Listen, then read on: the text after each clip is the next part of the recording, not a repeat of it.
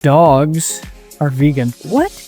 All right, listen, there was a study that came out a couple of years ago that looked at different diets that dogs were eating, and they actually found that dogs eating a vegan diet had a healthier, happier life. And there is some evidence to support that. One of them being that it limits methionine, which is an essential amino acid, but guess what else likes methionine to live off of? Cancer cells. So if we limit the intake of methionine in dogs with cancer, that could be a treatment strategy. Does that mean that all dogs should be vegan? No, it does not. I think what you need to do is look at your dog and decide what's important. Many people want their dogs and cats to be vegan, but for cats, this is an absolute no-no because they are obligate carnivores. Can they eat vegan diets and survive? Yes, they can. Will they thrive?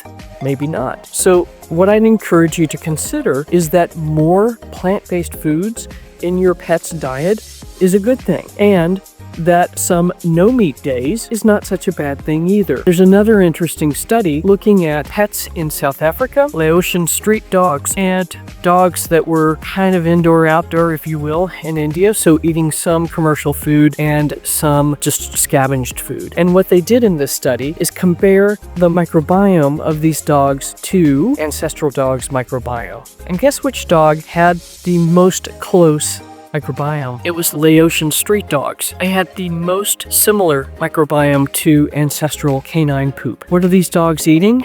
They're eating scavenged stuff. In Laos, they do not eat a high animal protein diet. So they're eating a lot of rice, a lot of vegetables, and then kind of whatever else is out there. And whatever else is out there also includes our poop. That's a whole nother discussion. So can your dog be vegan? It can. I would encourage you, though, to feed a high-quality protein source at least 2 to 3 times a week, because I think that there are a lot of nutrients in the animal flesh that simply we cannot get out of a vegan diet. I'm a proponent of feeding grains and beans to dogs. I believe that dogs evolved with us, and these are things that we were all eating and have been eating since we were able to scavenge them, and since the advent of agriculture 10,000 years ago, we've all been eating these things. Now, many will argue that 10,000 years is not sufficient to create an epigenetic change or a change in terms of how we can process these foods, but I think the science is saying that that is not true.